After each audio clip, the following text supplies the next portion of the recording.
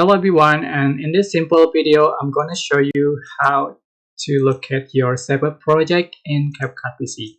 So if you cannot find your server project, you can see the folder that you previously set as the default storage and how to open the CapCut PC app, and you can select export button and you can see the folder that you saved before.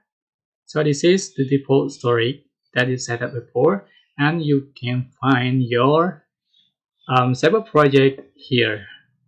So for example, which is it's in users, access and download. So select download folder to see the server project. For example, download, and here's the project that I saved.